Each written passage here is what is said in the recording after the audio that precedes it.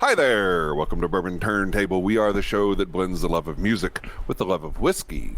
With me tonight, as always, is my very good friend, Drew Crawley. Drew, good evening. Good evening, my friend. How are you?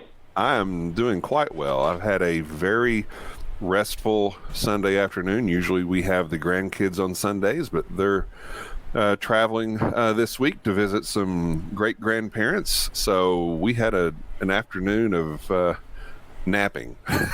Fantastic. That sounds lovely. Napping and show prep. Those are two really good things to do. How about yourself? Anything big this weekend?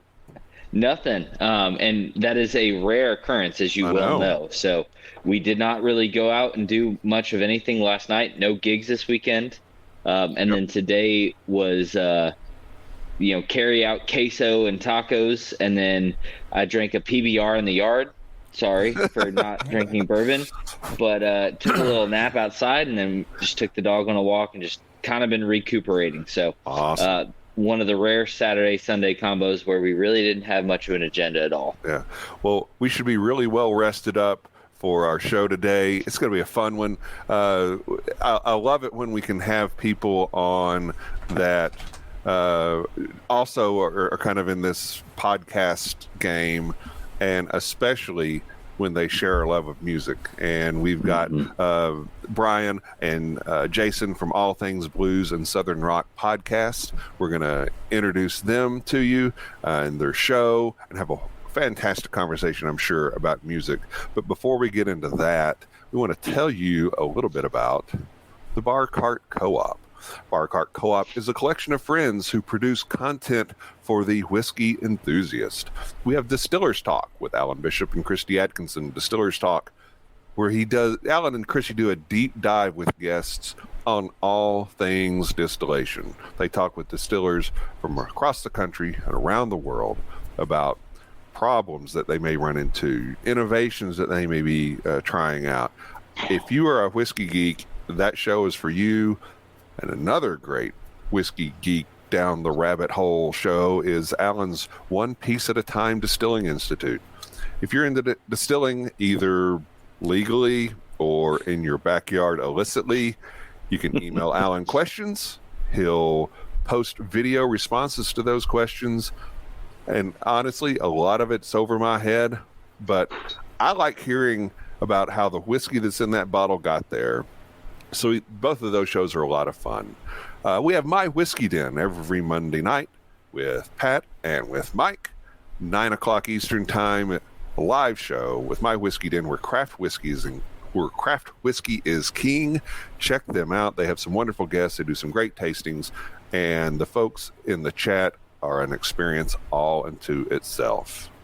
And now to tell you just a little bit about where you can find our show. All right, don't forget to like, comment, share, subscribe, hit the bell notification to find out when new episodes come out, which is every Wednesdays on all of your streaming services everywhere, Apple, Spotify, whatever other ones there are, and the YouTube where you can watch the live recording itself.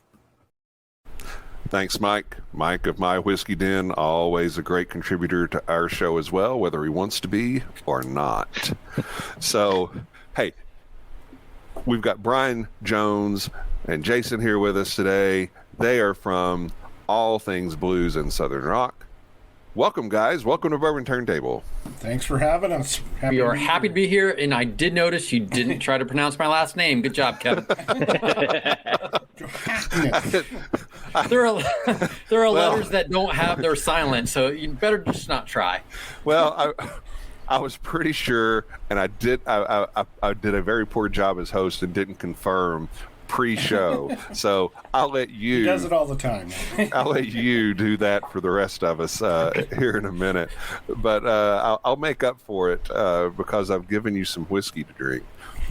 So Drew and Jason, if you guys want to dig into that high wire distilling, we've got the new Southern Revival 100% Jimmy Red Corn. We'll talk a little bit more about that in a minute. But what I want to do right now is I want to have Brian tell us a little bit about your background, where you're from, and how you got this podcast started. Well, Thanks for having us on again. I am from Fargo, North Dakota. Originally I came from a little tiny town called Buxton, North Dakota. That's probably about 60 miles north up the highway. My earliest memories are all of music, so that's just always kind of been my thing, my go-to, my comfort, it's always there for me. But really where I should fast forward to is in, the spring of 92, the Black Crowes came out with their second record, The Southern Harmony and Musical Companion, and that changed my life like it changed a lot of people's lives, and that's really where the seed was kind of dropped with me, it shifted the my whole musical outlook and my tastes and everything, and it really just started there because when they came along, it was just, especially at that time, I remember Chris Robinson saying you don't have to do things in the conventional way. So that really shifted everything kind of to where we're at now, And actually how this all started was the All Things Blues and Southern Rock started just as a Facebook group between like me and some friends. And, at that time, this was in the spring of 2016. So it's 7 years now.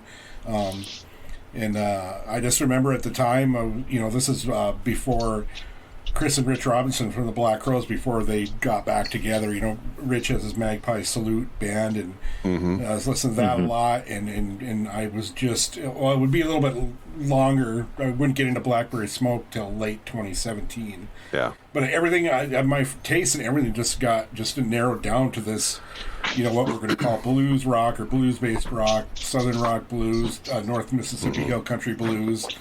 And I'm just like, I just want to have a group on Facebook where we can kind of talk about this stuff. And, at the time, like I kept seeing all these Facebook groups that were like all things, whatever the topic is. Right. All things dogs, all things basketball, whatever it might be.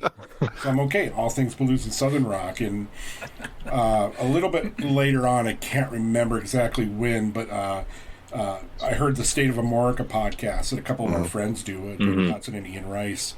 And I thought, you know what? Their podcast is the Black Crowes podcast. It's their Black Crowes' third record's called Amorica. And I'm like, you know what? Like, I can do this. I think I can do this, but it's going to cover, like all sorts of bands, in this genre. And took me a while. I talked to David on the phone once, and he encouraged me. And then, so it started in July of 2020. At that point, I had a first co-host, and just kind of the chemistry wasn't right. So went back to David, and he said, you got to get Jason Johantges, and we had a Zoom. See, Brian said my last name. Yes. Perfectly, by my dad. Bad host. Just bad host.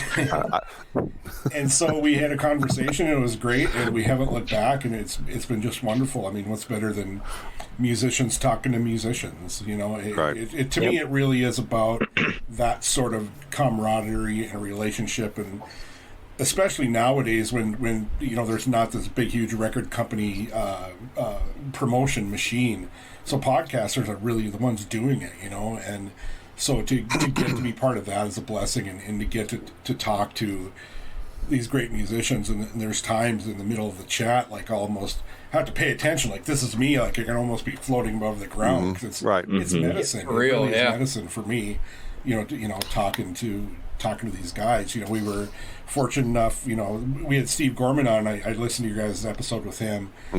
So we're very fortunate to have him on. We've had Charlie Starr from Blackberry Smoke a couple times. That was great. We've gotten to be friends with the guys in the Kentucky Headhunters. Like, I have their phone number. You can, awesome. Great. That is weird when you have these guests, like all of a sudden you got their phone number. You're like, holy shit, I've got like somebody's number. Right. Yeah. So no, it's been great. It's been really great, and we just have so many guests lined up to come on, and it's just like our cup overflows. So it's all good. It's all good. Really good. Yeah. And so when did you come along? Episode 13? 14? 11 or 12, I think. It was in October of 2020. Somewhere after the first dozen or so. Like I said, Brian reached out to me through our friend David Hudson, who's a great dude, runs a great podcast, and asked me if I was interested. I'm like, sure, I'd been on State of Amorica a couple of times, and kind of like the same thing with Brian. It's like, it's fun to talk about this. I think I can do it okay. And like we were at 120 more episodes later. Here we are. Fantastic. Awesome. Fantastic. All right. Well, we're going to get back into that just a little bit. Before we do that, Jason, Drew, what do you think of this High Wire Distilling whiskey? Yeah, this one's different. This is a first for me. And not to jump in front of Jason there, but I'm getting a ton of the kind of crisper apple notes, almost like the Granny Smith freshness on the front end. Right. And then kind of the back end is a little bit more of the pastry notes. I get just a little bit of the powdered sugar thing, and a little bit of it's not like a root vegetable, but there's a little bit of the earthiness to it. Maybe in the same vein of like a mushroom kind of a taste to it. Right. So really enjoy this one. It's got a good bit of I don't know. It's variety, I guess. Yeah. So I'm kind of experiencing this all over the palate. Okay. How about you guys? Any thoughts, Jason? Yeah, no, it's interesting. One, I didn't realize like this is really made from red corn. It sounds like. I guess corn mash is a root for whiskey.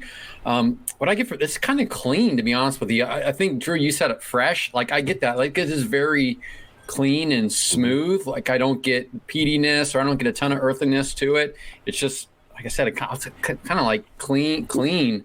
And then the heat hits you a little bit later on, though. It's like a slow hit there at the back of the throat once you get it. But it's like a very clean. And Drew's got a better palate than me. I don't have like a ton of crazy flavors or taste coming out of it, other than it's just kind of smooth and clean. Well, that works. This particular variety of corn, I believe, was one that the distillery worked with the University of South Carolina to save. Apparently, it was dying out, and the distillery got a hold of some and worked in conjunction with the university, and now it's kind of flourishing in the state. And yeah, I think that there definitely is some apple in there. It's got a sweetness to it, a little bit of sweetness, clean and sweet. How's that? Yeah, I enjoyed it. I enjoyed it quite a bit.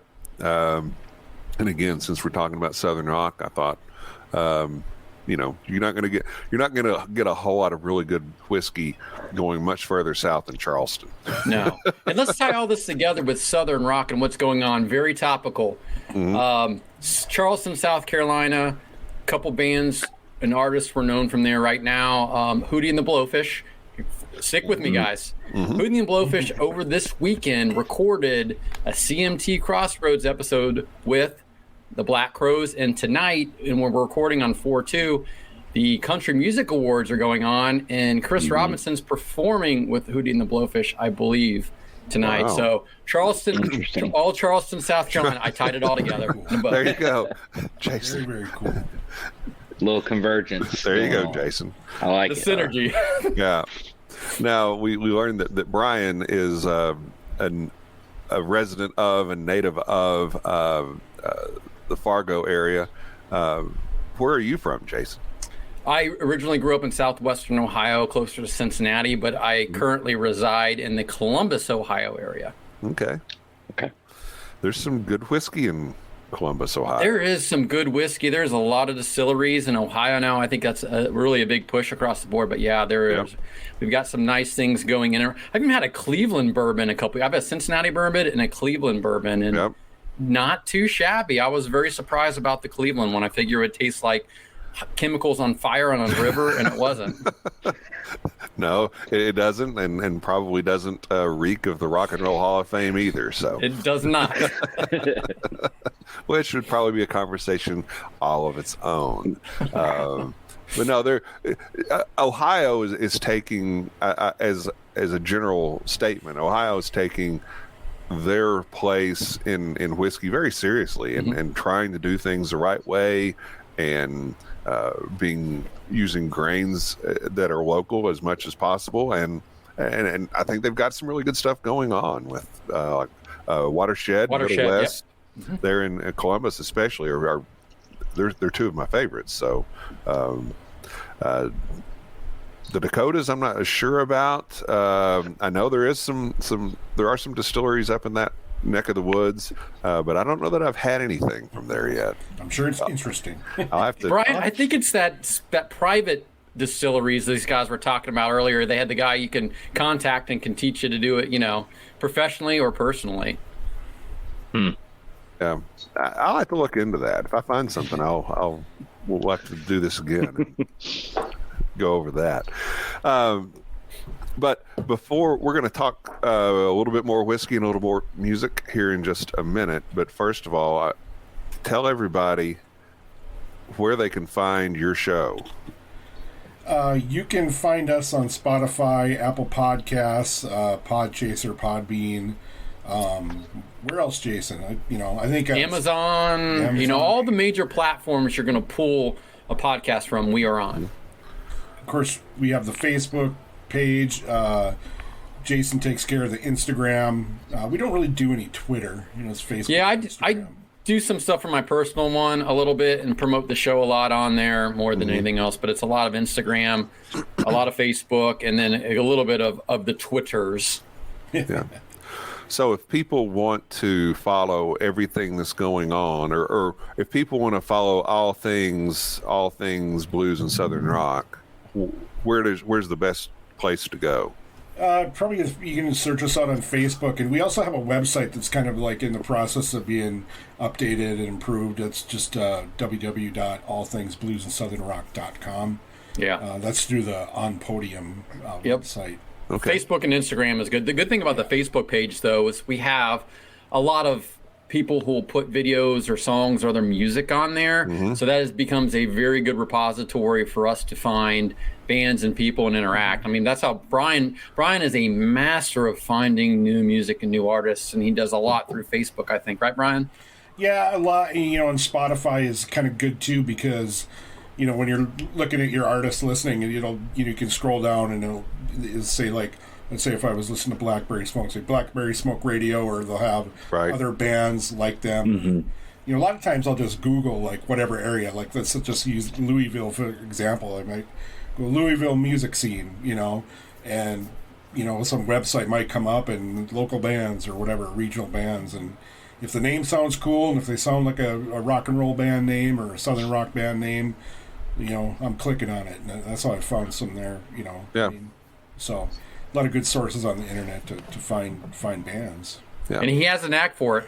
And in a different day and age, Brian would have been a talent scout somewhere. If only.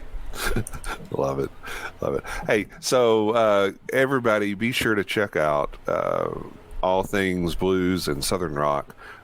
They have some great guests. It's a fun show. And as you'll hear further in our discussion tonight, these guys know their stuff. And so we're not going to waste any more time. We're going to start talking a little bit more music. And while we're starting that conversation, Drew and Jason, go ahead and take a pour of this Blue Note whiskey, and we'll talk a little bit more about that in a minute. But before we do that, before we have that conversation, Brian, I want to talk with you about your personal music background. You've already mentioned how important that second Black Crowes album is to you, and my opinion, that's the best Black Crowes album. But what was your first concert? My first concert was Rat opening up for Iron Maiden. This is in summer of '85, I believe, and so I look back and laugh. It's so funny because at that time, like, out here in the country, North Dakota in the mid '80s and stuff, my mom's like, that Iron Maiden looks so evil. So we weren't allowed to stay for Iron Maiden. We just got to go and see Rat and come back. So that was my first. Because Rat's very wholesome and evoke. It's all fun. It's all family fun. Values, yeah.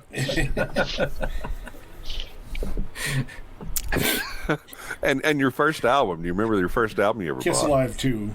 Well, honestly, I have to be honest. I'm not absolutely sure. It's either Kiss Alive 2 or Andy Gibb shadow dancing. But I'll just say either. Kiss Live too. Andy Gibb, holy crap, that's great. Yep, shadow dancing. That either is fine. I mean, that a lot of people. Look, I'm a self-professed Bee Gees fan. Okay, Brian, there's another one. Yep. Holy crap! Yep. Every time you have very people on interesting. Bee Gees. I'm man enough to stand behind that, and you won't talk me off of it. Yeah, that's interesting because we have like a lightning round at the end of our podcast, and we always ask the guests like, what's a guilty pleasure, or who's someone that we'd be surprised to hear that you listen to, and so many people have listened to mentioned Bee Gees. Everybody, Gorman. His first album was a Bee Gees album. It's like I think we're batting about 750 with people picking the Bee Gees, and at this point, it's not a guilty pleasure or somebody we're actually going to be surprised you like. To be honest with you, we expect it. The dudes from the Kentucky Headhunters into the Bee Gees, like everybody likes the Bee Gees. I grew up on Kiss, the Bee Gees, ELO, and the Beatles. That's solid. And Kiss is easily the worst band out of all of those. Easily. You know what? That's what, those, Kiss Live 2, and obviously back long before the days of the internet and all that, like, that's when we were still listening to, records or vinyl that's come back in a big way now. But look into that fold out and you knew what Kiss looked like, but you really had to use your imagination because you heard those loud guitars and like you're trying to picture what the arena looks like inside, but that's really what got me going into the rock and roll, like loud guitars. That was like, hey, this is where it's at, Yeah. Are there all-time favorites of yours other than the Black Crowes? Harmony Musical Companion? As far as my of all time, my top three are the Black Crowes, Tom Petty and the Heartbreakers, and the Stones. And of course, and then after that, of course, Skinner and Aerosmith, and Humble Pie, Free, all good stuff. Brothers. Yeah.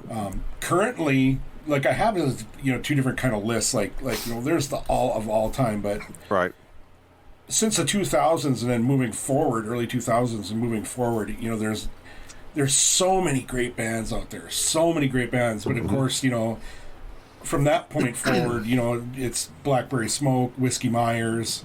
There's a band out of Chicago called the Steepwater Band. There's a band that's just come back now out of Glasgow, Kentucky, called Otis. Our friend Boone Froggatt from Otis, who also has worked merch with the Kentucky Headhunters, good friend of Greg Martin.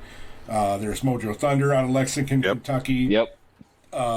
You guys dig them too? You hear them? Oh yeah. Oh, for sure. Yeah, great we're band. both fans. Yeah. Oh yeah, great band. The first time I saw Mojo Thunder, they were opening for Steve Gorman's band Trigger Hippie here. Oh really? Wow. Yeah. And I thought, okay, these guys are really good. And then I kind of lost track of them. And then I don't know, a year ago or so, I caught their album, Hymns from the Electric Church. Fantastic. Oh, so good.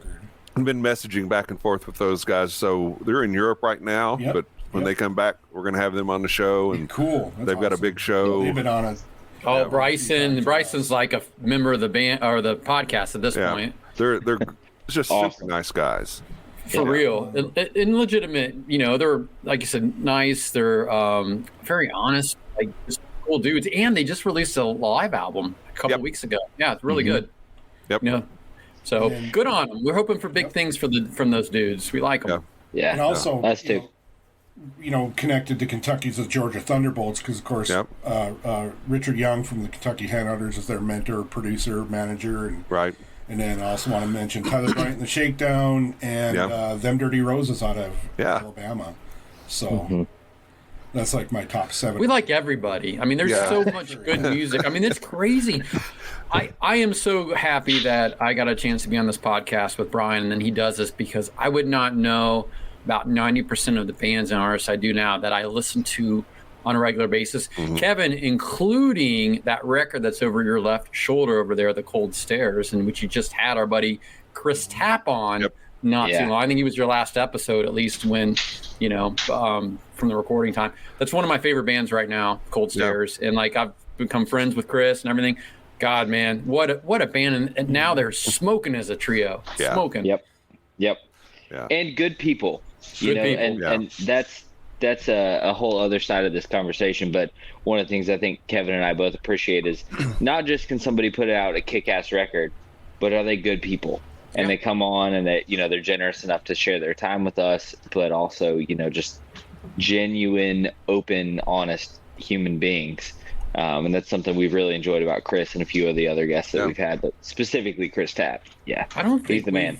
We've run across, Brian, anybody that hasn't been really nice, humble, friendly, too big to be on with us or anything. It's been very refreshing. And I think we're going to get to this later, but like this, how music is and the state of music and all you have to do now to be an artist making a living, it's different than it was in the MTV ages or even the 70s. So, Yeah. One thing with you guys being from Kentucky, like we're all so in awe of how many great rock and roll bands are from Kentucky, and especially that South Central Kentucky area where the Headhunters are from, and now Otis and of course the Josephines, and then Mojo Thunder. It's kind of like with Jason and I. Jason, his total go-to is the Cold Stairs, and with me it's Mojo Thunder, and I've gotten to be friends with Bryson and stuff. So, but the Kentucky. I don't know the Cold Stairs are not from Kentucky, but I'm just like we're just amazed. Actually, they are from Kentucky. They moved. Yeah, Chris, right? Chris and Brian are both Kentucky boys that moved across the river. Hey, that doesn't surprise me. I mean, you got Gorman from Kentucky. Johnny Depp's from Kentucky. Hunter S. Thompson was Kentucky. Kentucky is where it's at. It's not just basketball and bourbon. It's rock. Right. Yeah, it's not really basketball anymore, but that's been a minute. Yeah. Good. Well, I know we're going to talk a lot more about other bands, but I'm anxious to pick you guys' brains on the state of current Southern rock. So if I could just plant that seed, we'll talk about that later, I'm sure. But let's talk about this Blue Note whiskey. This has an interesting story. It is Blue Note. I like the bottle. It's cool. Yeah, it's called Blue Note Joint Whiskey. It's based out of Memphis. The whiskey's actually sourced from Kentucky. There was a distillery in western Kentucky called Green River. They had one of their rick houses collapse a few years ago, and this is actually one of the barrels that was in the collapsed warehouse. Fortunately, it was not damaged, obviously. It does taste a little bruised, though, Kevin. Bruised, does it? Yeah. Yeah. Can whiskey be bruised? Wine can be bruised, yes. Right? But not whiskey.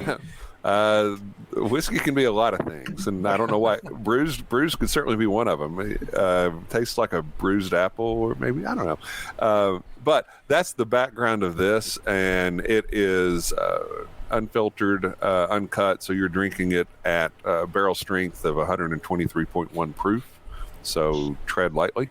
Mm-hmm. But what do you think of this one? Drew, you want me to go? Yeah, go ahead, Jason. I'll follow you. Yeah, I can definitely taste like the rye in it. It's definitely got a little bit of that rye piece to it. It's not super hot like the other one was hot after a couple seconds. You felt the warmth. I don't get it from here. Still pretty smooth, pretty crisp. It does have a little bit of a sweetness odor about it as well. But man, for me, I can actually taste it's got the rye in it, like for sure. Yeah. It's good. Yeah. I would agree with a lot of what you said there. The sweetness to me comes more from kind of where the last one was like crisp, fresh apple kind of thing. This one seems like very, very ripe pear. Yeah. So it's got a little bit of that fruit sweetness, and then it skews towards more clover honey kind of a thing from the sweetness. There's no sharpness to it in terms of the alcohol heat. Like you mentioned, you said the word smooth. I think that's very fitting here. But it is a little bit more approachable, even though the proof and the age has gone up. You could get in trouble drinking this stuff just because the proof's so high and doesn't taste like it. Right. Yeah. No, this is, I do a fair amount I spend a fair amount of time on my deck listening to music and drinking whiskey. And this is one that, this bottle, there's still a fair amount in this bottle, but it could become extinct pretty easily listen to some Allman Brothers in an evening. So you got to be, you have to know, because a lot of times it will smack you in the face. It's strong, it's powerful, and you'll know it. But sometimes you'll get one like this that it's got the power behind it, but it's very, very subtle, and it'll get away from you if you're not careful. It's like when you made those hairy buffaloes in college. It's all the fruits and juices that overshine the grain alcohol, but it kills you. You drink a lot of it because it tastes good. Next thing you know, you're on the floor. Yeah, but again, a nice Southern reference. I would buy this. Like, I'm going to go out to see if it's available in Ohio. I'd totally get this. I'll tell you where you can get it. There's a online retailer called Sealbox, SEELBACHS, sealbox.com. You log on there, you can order it, and I think if you're a new customer and you order $100 worth of whiskey, it's free shipping. So, on it. I like it. Sold. Yep. Just got to make sure I'm not driving anywhere. Well, yeah. Well, they'll deliver it to you, so even better. So you don't even have to leave your computer. Perfect. You don't have to leave your computer. Yeah, a friend of ours has that website and has done really well with it, and you can get a lot of good stuff there. So anyway, so Jason, tell us about your first album. You remember? Yes, I do, very distinctly. It was Weird Al in 3D is my first record. Yep. The first one that I ever had is my very own. You know, my older sister had stuff, and my parents. My love of music came through my dad mostly. You had Jimi Hendrix, Clapton, Cream, you know, that kind of stuff. And my mom was a big Beatles fan. So that was, Weird Al in 3D, probably 1982, maybe I would say when that came on, and and that's why Brian, like my love of comedy, that started it. That's why Brian has me on. I don't know crap about anybody or anything in music. I just make stupid comments, and that's my job. Like the guy that makes the fart noises on the radio programs in the morning. That's kind of what I do. Yeah. Okay. Now my Weird Al story. When I was in college. This was down in Cookeville, Tennessee, mid '80s. My freshman year, we've been there for maybe a month, and Weird Al was performing there. Okay, and I didn't know about it until the show had actually started, and because this is back 1985, there was no social media, but the old gym where he was performing, which was a dump then, it didn't have any air conditioning, and this is early September in Tennessee, so they had the windows open, and that gym was maybe 200 yards from our dorm, so we just sat out on our cars in the parking lot and listened to the Weird Al concert. He is an American treasure. He's a legit great musician and artist, and is he in the Rock and Roll Hall of Fame? I know we brought up the Rock and Roll. He needs to be. No, he should be. There's way worse in there. Weird Al deserves to be in there. There is, yeah. There's a lot should be in there and shouldn't, but there's a lot less talent in there than Weird Al. Yes. Hey, to do what he does, people I think dismiss it, but that's not easy. It's not easy.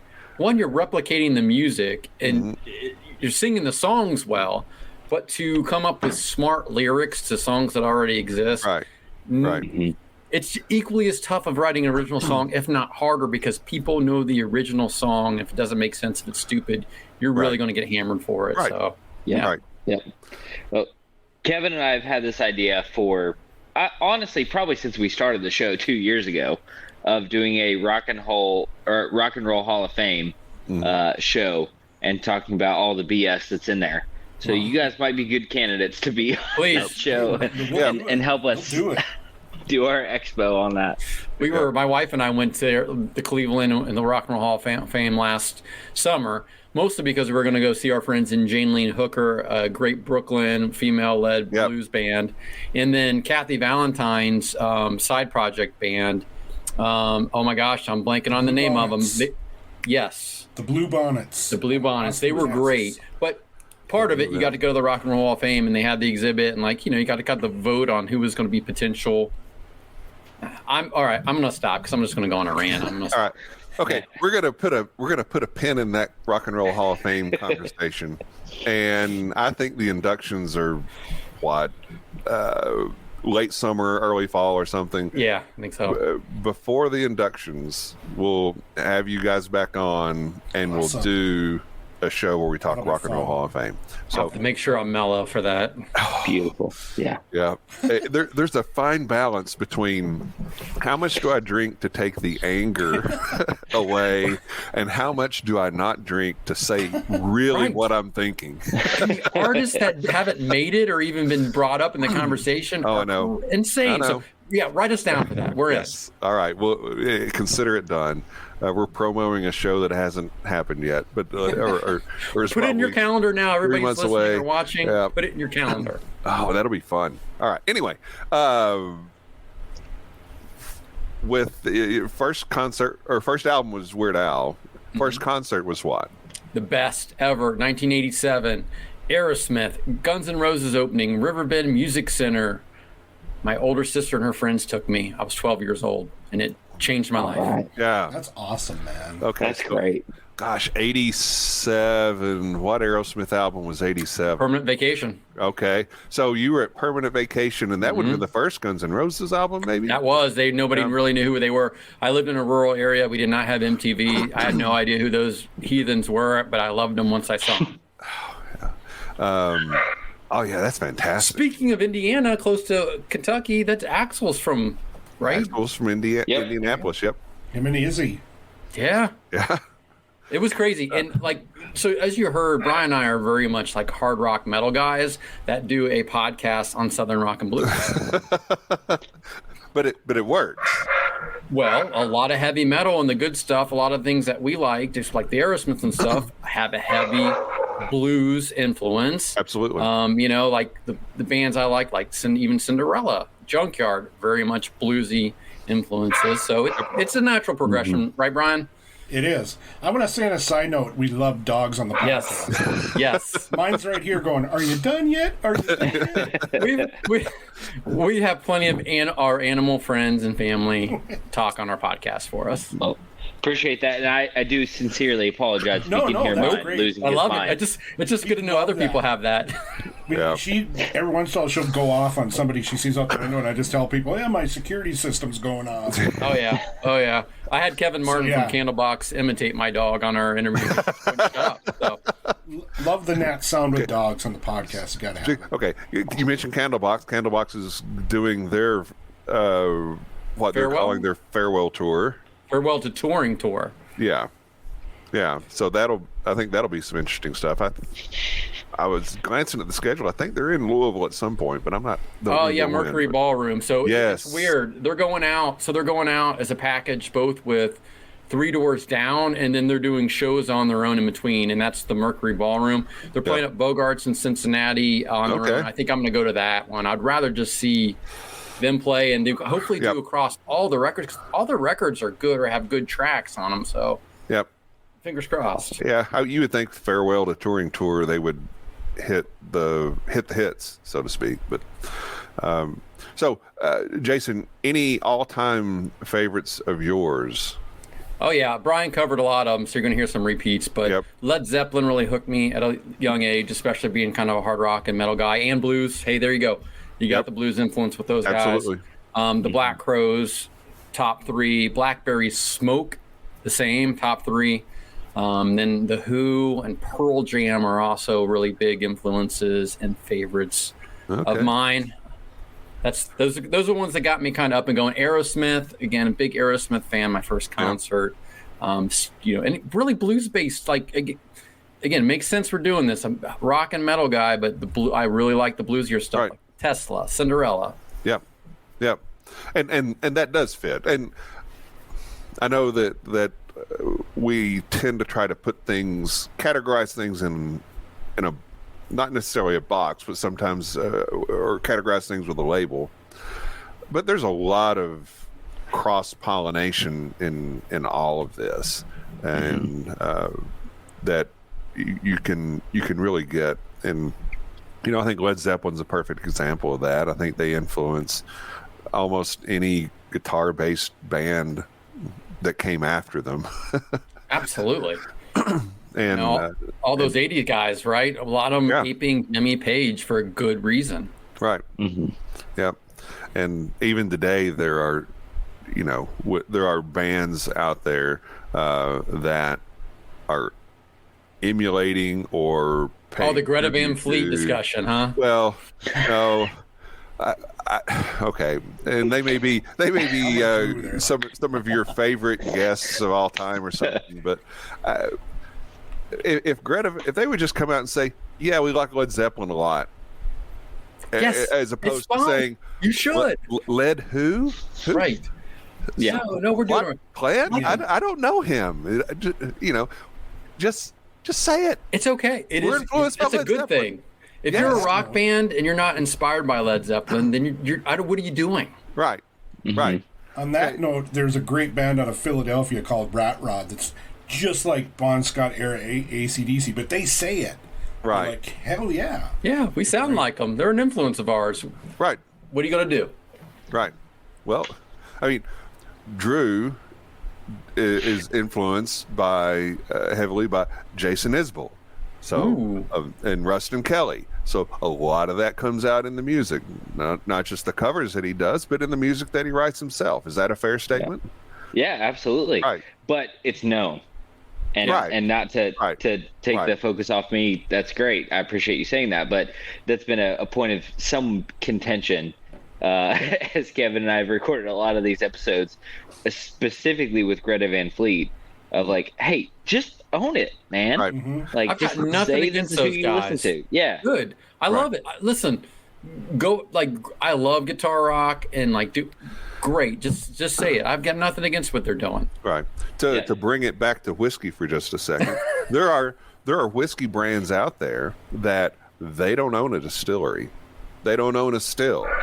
They buy their whiskey from other people and they put it in their bottles. Private label, man. And some of them are very open about that. Hey, we got this from a distillery in Indiana or a distillery in Tennessee or a distillery in Kentucky, and it says right on our bottle where we got it. And this is what we do with it. We blend that with this, or we age it again in this other barrel, and we're not hiding it. But then there are some that are doing that, and they're just making up some really stupid story to market their whiskey. Just say it. And everybody will respect that. But you try to hide it or you try to deny it and you lose credibility. Yeah. It would be like Weird Al saying he created all that music himself. Yes. Eat it. Back. Where did Michael Jackson get this Beat It song? He stole it from me. Well, if you watch the Weird Al biopic that he did, Michael Jackson did steal it from him. No, have you seen that? No, I haven't. It's called Weird. So it's on the Roku channel, which is free. You can download the app. It's free. So Weird Al does parodies of music songs. He did a parody of biopics called Weird, and he dates Madonna. She ends up running a drug cartel. Michael Jackson steals Beat It from him. It's amazing. It's so funny because again, he does parodies of songs. He did parody of biopic, and it's amazing. If you like, it's. I gotta see that. I didn't know that was the premise. It's ridiculous. It's so good. It is so good. Yeah. No, I'll have to make it right. Welcome to the Bourbon Weird Al table. Love it. That's good. Well, guys, I know Kevin has a list of questions, and I do too, but wanted to kind of circle back around to the blues and southern rock side of things. When you look at the landscape of that side of music today, who are the influences or who are the standouts for you guys when you look at who's carrying the torch? You guys mentioned Led Zeppelin, the Black Crowes, other bands. Who's kind of carrying on that legacy in your mind? Want me to go? Well, Blackberry Smoke. I always say Blackberry Smoke and Whiskey Myers are the flagships of it. Whether you want to call it Southern rock or blues rock, they are they're carrying it. And then the great thing about Blackberry Smoke is, like, you know, they you know, when they get asked, you know, how do you guys feel about being called a Southern rock band? Hey, that's fine. You know, I mean, if you're going to compare us to Skinner, that's a hell of a compliment, you know. Mm-hmm. I mean, so they really are. And then, you know, a couple of the other bands that I mentioned earlier, the Georgia Thunderbolts and then Dirty Roses.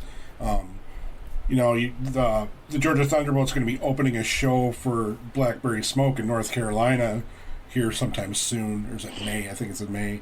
And I'm just thinking, how amazing is that to have the band that they're the flagship, and now this new younger band that's going to be carrying that torch, you know, if not even already right now. I mean, how cool is that to see, you know, to be able to see that? It would be great to see the Thunderbolts open up for Blackberry Smoke. Yep. You know, at one time Whiskey Myers opened up for Blackberry Smoke, and now they're both huge, you know. Yeah, and them Dirty Roses out of Alabama, they're incredible. Great songwriters, great songs. Great live show, yeah, really. Great live show, yeah. It's a great rock live show, and Andrew Davis, the guitar player, loves Slash and Page and plays Les Pauls. He's theatrical. Listen, catch those guys if they're ever around. Tyler Bright and the Shakedown out of Nashville. Yeah. They've got Brad Whitford's son, Graham Whitford, in the band. Those guys have opened world tours for AC/DC, Guns N' Roses. I mentioned earlier, there's a great band out of Chicago called the Steepwater Band, and they've been around as long as Blackberry Smoke, and I wish they were as big. They're that's one that you mentioned that I don't know, so I'm going to check them out. Yeah, I'm not familiar either. Band. Check them out.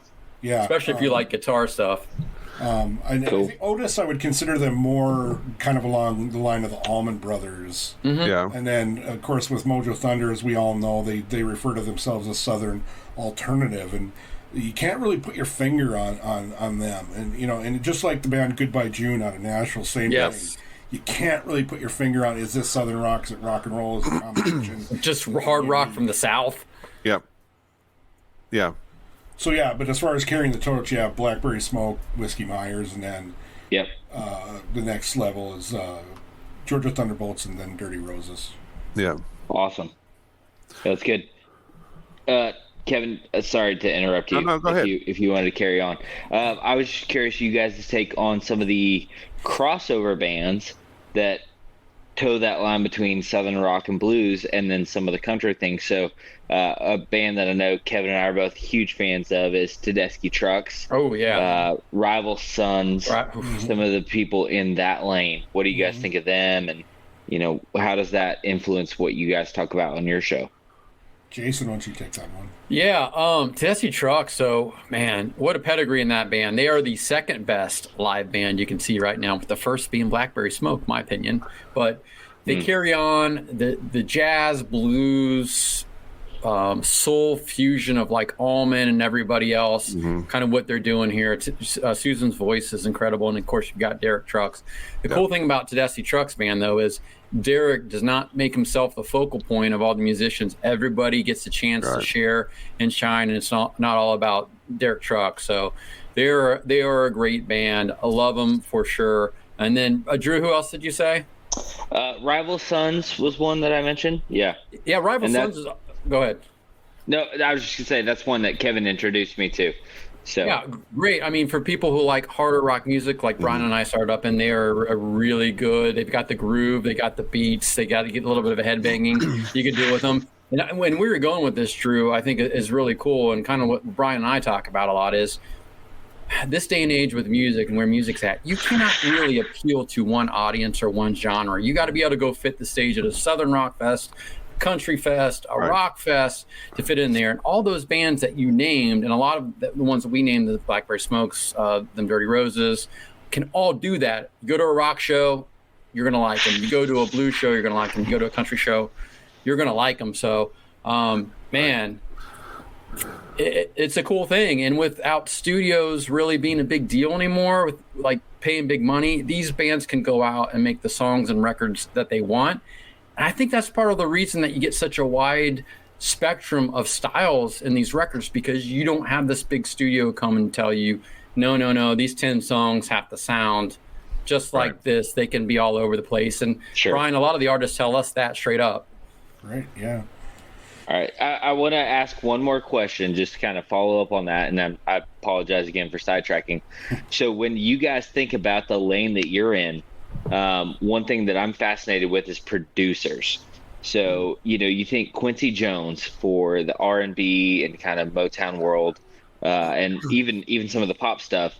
And then you think about Dave Cobb or some of these other people for country.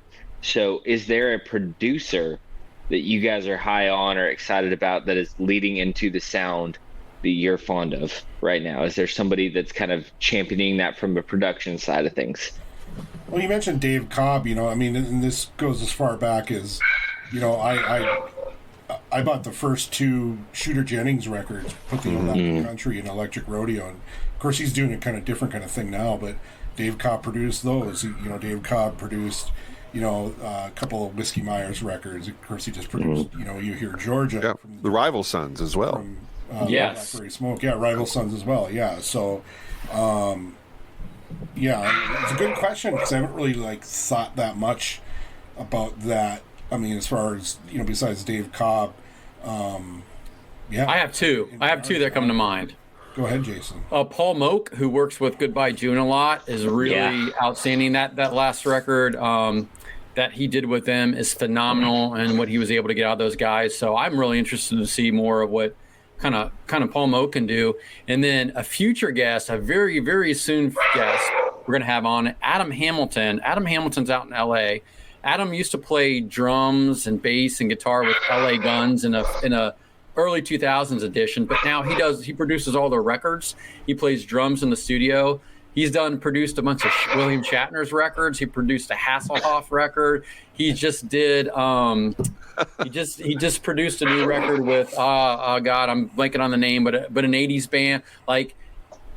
He's from Louisiana. A lot of his friends and family have been in the blues scene. So I love LA Guns, by the way. Their last couple albums are on par with the first couple records they've ever put out. And they got this new record coming out in April I'm super excited about. So he, just from a modern rock or hard rock standpoint, like him, but from the blues, southern rock thing, Paul Moak for sure.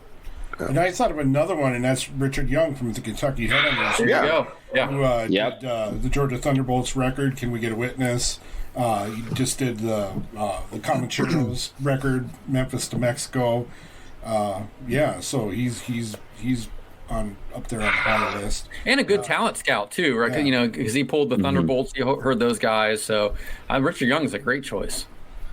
Yeah, and awesome. I can't ever pronounce his last name correctly, but Nick Raskulinitz, he did some of the Foo Fighters records, and he record, and I can't think of who he just worked with someone, and I can't pull it off the top of my head, but sure. There, Brooke Sutton from Blackberry Smoke there you go. Was co-producer on an album from an artist out of Nashville named Christina Vane. I don't know if you've heard her yet. Check out her album. Very young lady. She's probably early 20s would be my guess, but she can flat out play and she can sing, and songwriting is on point. But Brooke Sutton was one of the producers of that album. Yeah, Vane, right? V not VAIN. Vane, yes. Yeah, got her. Put her right Awesome. up. All right. Yep. Well, guys, thanks for indulging that little rabbit trail. I think that's good. Kevin and I both go down that. We can talk about anything, Drew. That's the thing about Brian and I. Even if we don't know stuff, we can just pick it up on the fly. Sure. Well, we like to go down those kind of side things and find out who the behind-the-scenes champions of a particular sound or a particular movement are. So, thanks for going there with us. So, to get kind of a high-level view of what do you... We've talked about some of your go-tos, but if you've got to say these are the best Southern rock bands all time, who's that list? Top 3. Go, Brian. Well, of course, Skynyrd, the OGs, the original, the OG Skynyrd guys. Leonard Skynyrd. I don't really consider Allman Brothers to be a Southern rock band. You know, they're from the South. They're from Jacksonville. That's the South. One of my favorite comments of all time is Greg Allman saying that Southern rock is just rock. You know, it is from the South. Because they're. Let me quote Charlie Daniels, and he was referring to Skynyrd, Marshall Tucker, and the Allman Brothers, and he goes, you know, Skynyrd's a rock and roll band. Marshall Tucker was a country band. Allman Brothers are a blues band, but they're all Southern rock. Mm-hmm. So I mean, I'm gonna say Skynyrd. If you're talking like the older school bands, I mean, I don't know. You know, I've listened to a handful of Marshall Tucker and Blackfoot and. What about Little Feet? Do they fit into that? Little Feet, I'd put them in there. I mean, gosh, Government Mule, they would fit. The Mule was, which is a spinoff of Almonds, but I mean, I love Government Mule. Of all time, whether it's now or then, I mean, I'm just going to say Lynyrd Skynyrd and Blackberry Smoke, and you know, anybody could be third, I think. Yeah. I mean, and a lot of people will say the Allman Brothers, but like I just see them more as an improvisational jazz blues, which is part of Southern rock. So, however you want to look at it. Yeah. How about you, Jason? So my definition of Southern rock is rock from the South, as some people have told us. I'm going to go with that. So, Allman Brothers Band. Unlike Brian, I disagree with you. I'm off the podcast. Allman Brothers Band, one of my favorite all-time bands. In fact, when I was going through my top list, I'm ashamed I didn't throw them on there. Skynyrd, I mean, come on, you got to put Skynyrd. Right. They are what everybody thinks of for Southern rock. Black Crowes, right? They're from Georgia. All the guys, they're a Southern rock band, right? Yep. They're a rock band from the South. Take those guys, those three anywhere. Then, like you said, Kevin, like Government Mule, incredible. You can argue where they fit in there, but if my top three are going to be Allman, Skynyrd, Crowes. Yeah, I think if and it's kind of encapsulated in that first Lynyrd Skynyrd album. If it's got slide guitar, if you are singing like you're from the South, meaning you're leaving, you're not leaving, you know, you're thinking, you're not thinking. No G's allowed. No G's allowed. And not even the Bee Gees. Oh, yes. And you whistle. If there's something in there that it's Southern rock. Southern rock. I agree. I agree. And that's all in I Ain't the One, first track, first Lynyrd Skynyrd album. Southern rock defined right there. Yeah, and it's funny. Brian was on David Hudson's podcast. He does two. He does The State of America, The Black Crowes, and he does Digital Killed the Radio Star, which is just a general. And he had Brian on to do a review of the first Skynyrd album. It's great, and I hadn't listened to that forever. And Brian, when I was listening to that, like I couldn't believe how many known tracks were just off that first record. Yeah. That is a great, amazing first record for a band. Yep. Incredible. It's like up there with the Boston debut and the Guns N' Roses. Like it's just like, yep, on the radio, yep, on the radio, yep, on the radio. Yeah, and it's not what Southern rock, I think, in a lot of people's minds is, well, it's just a bunch of rednecks with guitars. But these guys, they're extraordinarily talented. They work incredibly hard at their craft. And you listen to that album, it's very, very complex. A lot of layers to it. Yeah, from all the studio musician work, even like the social commentary in their music, like they are not shit kicking rednecks. They have a lot to say, and they're pretty liberal dudes, man. If you listen to that stuff, at least the original stuff, yeah.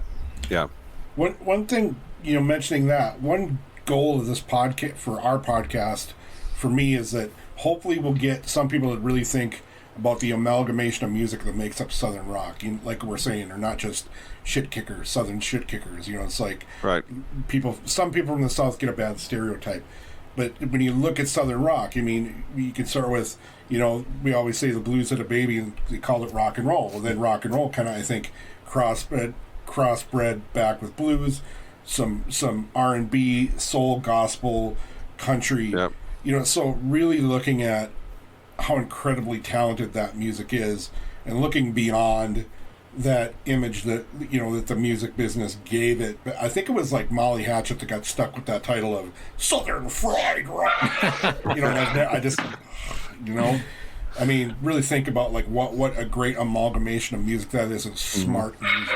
Yeah, and Brian said it perfectly. It is just Southern rock takes all these different concepts and styles and puts them together. So you may say you're not a Southern rock fan, but I'm going to say I want to disagree with you, because I guarantee there's a band that you're going to like that plays more of that style of what you're into. Even like Jason Isbell, you could argue. I mean, he came from the Drive-By Truckers, Southern rock. He's got more country, but it's the Southern rock because he's very rocky, but he's got more of the country edge versus the rock edge or the blues edge or the jazz edge.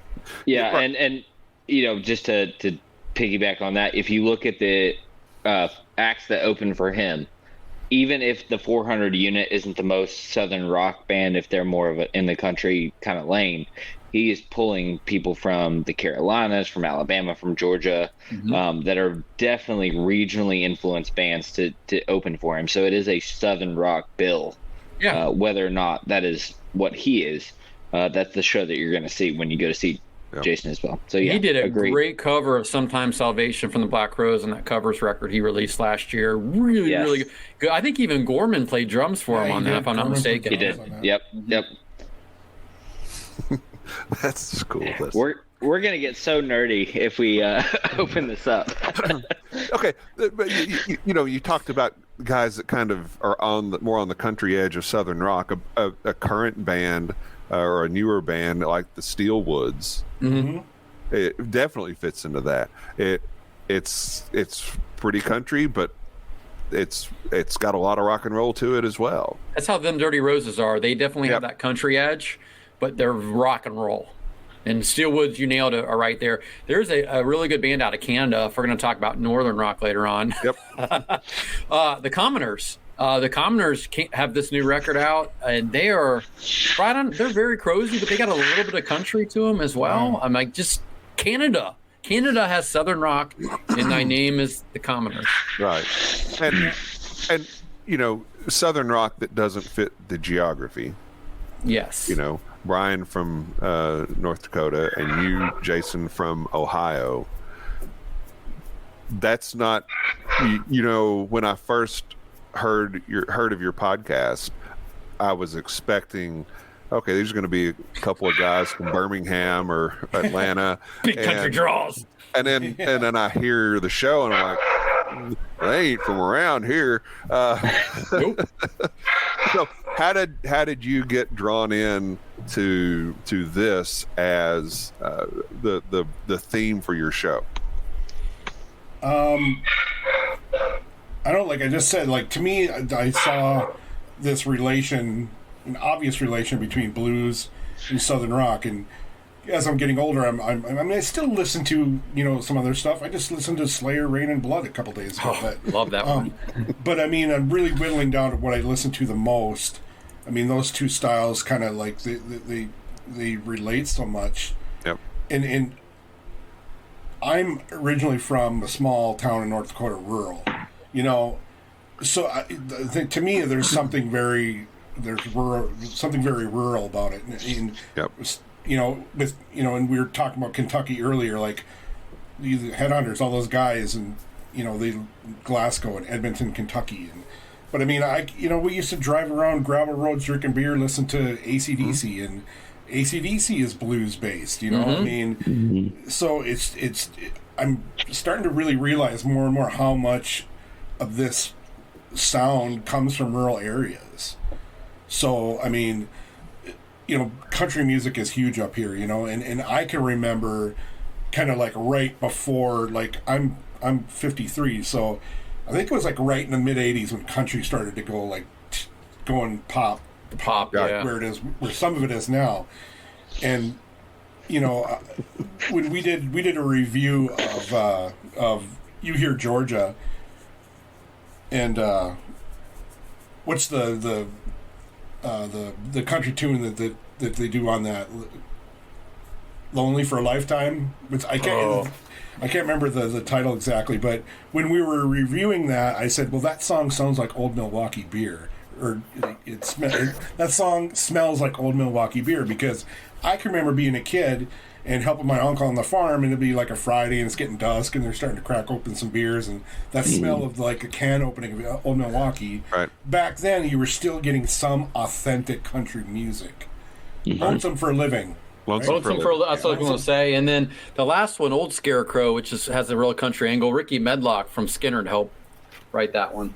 But yeah, there's always this rural connection with it for me, and I think and like I said, even AC/DC. I mean, that comes from blues. So just driving around on country roads, driving real slow, drinking beer, listen to AC/DC, or Bob Seger too. I had a friend that we listened to a lot of Bob Seger and AC/DC, like those two. And a lot of metal and stuff too at that time. But yeah. Sure. So, Jason, how about you? How did you gravitate towards the Southern rock angle of things? Black Rose. Man, like I told you guys, I was kind of a metal hard rock kid. And then when the Crows came on the scene in '90 with the Shake Your Moneymaker record, it really hit me in a sweet spot. I think all the stuff that my dad had listened to when I was growing up kind of built me up, the rock, soul, blues type of pieces. And that really opened the door for me. I like Brother Kane, which certainly had, blues and Southern rock elements, even though they were more of a modern hard rock band. And just really with the Crows, but then realizing, kind of like with Brian, is all the stuff I had been listening to, or really predominantly listening to at that point, had this blues element. Aerosmith, Led Zeppelin, right? All those guys really had those blues as a base. And I just, you get older and all of a sudden you put two and two together and you're like, oh my God, like I like blues. I like Southern rock. There are elements of country I like, and I would have, I could have never even admitted that 10 years ago. So, right, because the country music that was being pushed out there to the forefront was, let's call it substandard. Yeah. I mean, all the mainstream pop, like top 40 stuff wasn't, but like the old stuff, like Hank Williams Jr., even Dwight Yoakam, that kind of stuff was really good. But really, the Black Crows were completely my entranceway to, or gateway to blues and Southern rock and all this. And because, you start listening to the Allman Brothers Band because, they played some Allman, or, they covered this band or that band, or Little Feat, or, whoever. So I blame the Black Crows for everything. Well, and I think the Black Crows probably blame the Black Crows for everything too. So. That is true, especially if you read Gorman's book. Listen to the Crows and you'll hear them mention the Stones, and go listen to Beggar's Banquet and you're going to hear country on that. Absolutely. Yeah. Listen to Some Girls and Faraway Eyes. And Dead Flowers. Exile on Main Street, same kind of thing. Yep. Blues and country, and I think good Southern rock, right? It has, like Brian has already said, all those different elements kind of put together in a buffet or a smorgasbord of music. Yeah. Like the Golden Corral. Southern rock is the Golden Corral. Oh, gee. Well, we've had fun here with you guys. We're done. Yeah. Well, our podcast is now ruined. You should have said the Waffle House. That's a rock and roll instinct. No, I'd take the Waffle House. Now, we talked a little bit about, if there's Southern rock, is there Northern rock? Is that a thing that it's not necessarily from a geography standpoint, but something that you can listen to and say, okay, that's Northern rock, like you can Southern rock? I would hope there was more of it. I'm going to quote Steve Gorman again.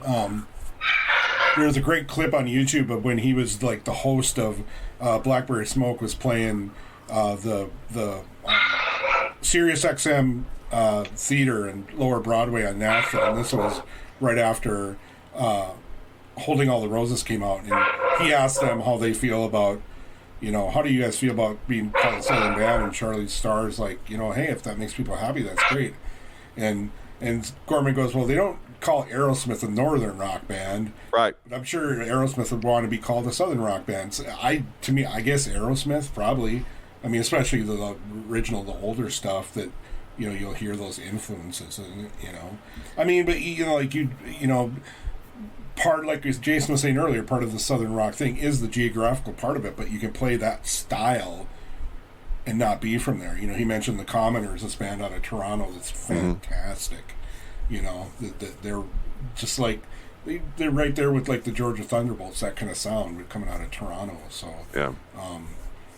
You know, I know I'll think of some more at some point, but that's, you know, I think you get less twang on the northern Southern rock bands. Like it's the less of the country, more of the blues, maybe is how I'd describe it. And like Aerosmith would fit into that, even though they're not really a Southern rock band, they're blues based. Right.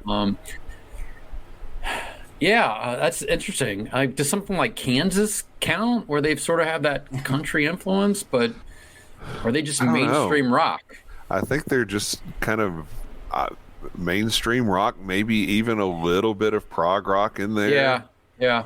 Well, I mean, you could probably look at you know Detroit, Bob Seger and John Mellencamp from Bloomington, Indiana. Yeah. Or you have the Black Keys were very blue, like that, you know, blues based rock, and then you have the White Stripes, which is like garage punk blues. I don't know, like the northern rock. So if there's northern southern rock, I would say, if there is, I've never really heard of that, but that is such an interesting question you guys pose. I would say it would be the bands that really take those elements, all those different things, mix them together, but with less twang. Okay. No, I think. Do you guys think so? Like, what do you guys think? I don't know the answer to that question, but I think it's. I think northern rock, like if we're not going to talk southern rock, northern rock would be more the college rock bands more than anything too. I think like indie rock. I would think northern bands would be indie rock. So if that's the case, Soul Asylum could be called a northern rock. They're Minnesota. They're up by you. Yeah. Is REM a southern rock band other than Geography? No, I don't think so. No, not at all. Yeah. Not at all. I don't know how you. I mean, the college rock, indie rock thing, and then until they became big. But like B-52s, they're a Georgia band. They're all Athens, right? All Athens bands right now. You're talking about, No, they are like. What are? I don't even know how you describe the B-52s either. I don't know. A little bit of punk, post-punk. A little post-punk, a little bit of post-punk blues, maybe. Post-punk blues, 50s doo-wop. Put Georgia in its own category in itself, you know. I mean, Widespread Panic, you know, REM, the B-52s, Black Rose, Georgia Satellites, Blackberry Smoke, Otis Redding. Tried by Truckers, Georgia, right? Truckers. Yeah. I don't know. Yeah, it's a great question you guys pose, and I don't have a whole lot to add to the conversation. You know, Kevin, I know you and I have talked about this a little bit, and Jason, I'm going to assume, based on what I can see behind you on the wall there, I think the difference is Telecasters and Stratocasters. I got it all. I can do it all. Country, Southern rock is Telecaster music, and Northern rock is Stratocaster music or Les Paul music. It's a very small difference, but you mentioned, you know, the twang and the vocals and things of that nature. I think there's a guitar tone side to that as well. You know, I could be way off base. Single coil. Who knows? No, that's interesting. I've been wrong many times before, but I think that does maybe play a little bit of a. So where does this fit in, Drew? Hold on. Oh no. What the hell is that?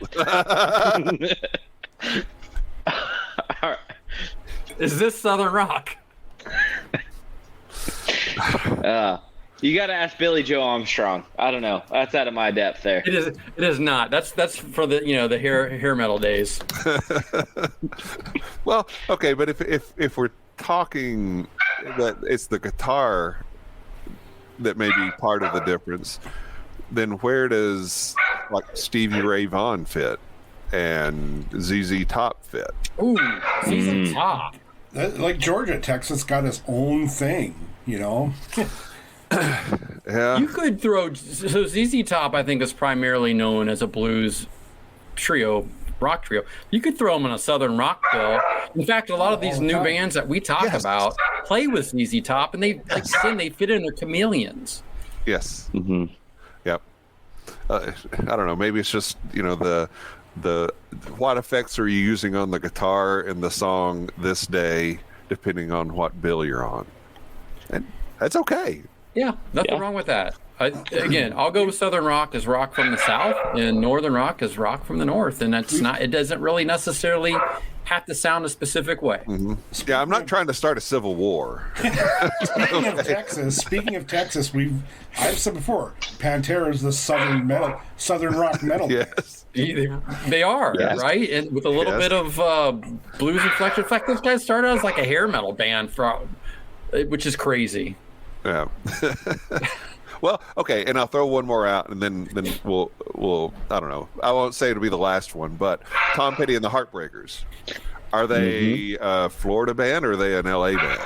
Geographically, a Florida band, but when he read interviews with Tom, he said he always considered them to be an LA band because they were so influenced by the Byrds. Yeah. Mm-hmm. Yeah, I think the main common denominator there for me is Sound City Studios. You think about where they cut their records, who produced the records. Right. That's in my mind. That's an LA band. Not to have the final word or anything on that, but that's a great documentary, by the way. Yes, it is. Oh my goodness! Okay. And then Dave bought the soundboard from from there, right? Yep. The Neve console is at 606 in Carolinas. Yeah. And I would say, especially starting with the Southern Harmony, I would consider the Crows an LA band, really, or an LA band or a upstate New York band, because you'll hear Chris mention the band and the band. Are they Southern rock? Mention Leon Russell and Graham Parsons. Got those guys. If you Joe Cocker if you listen to the band. And they're mostly Canadian, except for Levon Helm. From Arkansas. But a lot of the band stuff, if you didn't know any better, you would think it's a Southern rock band. They sing about Southern the night they drove old Dixie down, and Cripple the Creek. weight. I mean, all this stuff has up on Cripple Creek. Like Chest Fever. Yes. I always liked the band. My dad liked the band, and when I found out most of those dudes were Canada, you could have picked my jaw up off the floor because I could not believe it. CCR. Yeah. California band. Like Southern rock. Yeah. They've got the swamp sound, but they're out of California. Yeah. Where does Americana fit in all this? Jason, part 2 next week. Yeah, I was gonna say there's definitely gonna need to be a part 2 because we'll get into Muscle Shoals and all kinds of good stuff. Yeah. Oh my goodness. It's a rabbit hole. It's like when you go on YouTube and you start watching a video, and 3 hours later you're watching. Right. This is what this turned into. What did I get on here to find? I don't remember. I don't even remember. All right. Well, we're gonna start wrapping things up. We kept you guys here for a little bit, and so we're gonna start out by giving you guys a chance to tell us where we can find the show and where we can find you guys individually on social media if you want to do that. Jason, go ahead. Oh, you want me to go first? Yeah. You want me to do this? Oh, boy. Yep. Facebook. Brian runs the Facebook page. That's how it all started, if you listen to the top of the conversation. All Things Blues and Southern Rock, Facebook. On Instagram, All Things Blues and Southern Rock, although you'll see my name attached to that. I run that one. Brian and I both have a Twitter account. I'm Jason ASBR, and he's Brian ASBR. So I'm a little bit more active on Twitter than Brian is. And if you follow us on Twitter, or you follow me on Twitter, be prepared for some bad humor and maybe some different, pop culture references. It's not all the podcasts, but we did push it. Brian, tell us where we can find our podcast on what platforms. We point at each other when we do our podcast, so we don't speak over each other. You just said on Facebook, Instagram. I actually have, besides my All Things Blues and Southern Rock Twitter, I think my other one's BJ Southern Blues, but you only see me like commenting on Gorman's threads. Twitter. There's like the website. You'll find it on podium.com. It's www.allthingsbluesandsouthernock.com. Yeah, Facebook page, Instagram, some Twitter stuff, not a lot. We are not on the TikToks. No TikTok. No. Yet. No TikToks. We've not No gone on TikTok. No. Yeah, me neither. Drew, where can people find you? Yeah, you can find me on Twitter at DrewCrawley63, mostly being an asshole and also commenting on Steve Gorman's threads. It's just you and Brian. You're the only ones doing it. We've probably introduced each other via the Twitters. You can find my announcements on live dates at Drew.Crawley63 on Instagram. And then DrewCrawleyMusic.com is kind of going to become the central hub for releases, live dates. We just released a single a week and a half ago from this new record, and then hopefully very soon in the next couple of weeks we'll have an announcement about the full record. So we're getting close. So yeah, check that out. I know a podcast that does blues and southern rock and things that aren't always blues and southern rock that like to talk about new artists. So cool. Just if you need a name, let me know. Yeah. Sounds good. We can talk. Oh, now I actually met Steve Gorman through Twitter, and I still have a parody account on Twitter called Captain Touchback. That also blew my mind when I found out that was you, Kevin. I'll be honest with you. That is me. I was a lot more into it and tweeted a whole lot more back when Twitter was more fun. Yeah. But that's how I met Steve, and it kind of stuck. He interacted with you quite a bit, by the way. You had good humor and everything, and I always appreciate your tweets. That's when I found out, like, you're the Bourbon Roundtable guy? It definitely doesn't seem the same persona. No, it's not. It's not. I'm seeking professional help. But you can find our show on YouTube if you want to watch the show. And if you just want to listen, you can hear us on your favorite podcast platform, as long as it's Apple, Spotify, or Google. And Drew, let's tell folks about some of the recent shows we've had and some of the stuff we've got coming up. Yeah, we've had some killer shows. So we've had Chris Tapp of the Cold Stairs. We've had Phil Collin. We've had, forgive me, I'm forgetting their names, but the upcoming show is Fred Swanson.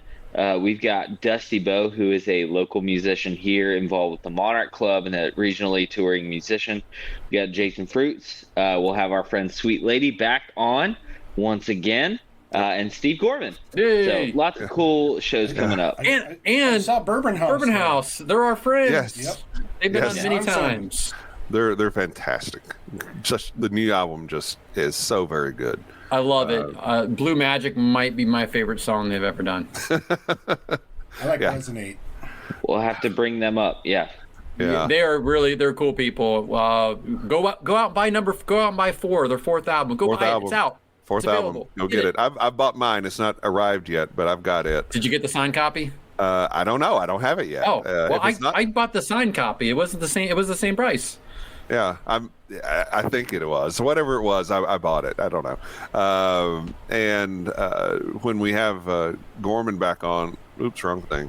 When we have Gorman back on, we're going to be talking about the 45th anniversary of the Rolling Stones Some Girl album. Ooh. Yeah. Very good. And cool. and while we're on the topic of schedules and Southern rock and stuff, Sweet Lady, they're a local band, friends of ours. They're doing something very cool. We want to make sure everybody knows about it. They're doing the Tres Hombres album in honor of its 50th anniversary. They're doing several shows through the course of the spring and the summer where they're going to play the entire album. And I've been to some of their shows, and I've heard them do a few of the songs off of it. Man, it is going to be so good. Well, you sent those to us. You sent Sweet Lady to us for our opinions on those guys, and I remember feeding back, and I actually pulled up those emails. I liked it. Little funk, southern rock with a little bit of funk, some cool slide work on these songs you sent me. They're from Kentucky? Yeah, they're from Louisville. I'll forward you Kevin's email that we have. It's still I have my Kevin folder. Well, some people just call that spam, but Well, funny you mention it. It is the spam folder. I haven't deleted it yet. Oh man, but yeah, they're great guys, and they would be fun guests for you guys to have on if you wanted to, because they're very talented. For sure, yeah. And Brian and I have one rule: is we don't say no to anybody. Okay. So Drew, you're on. Sold.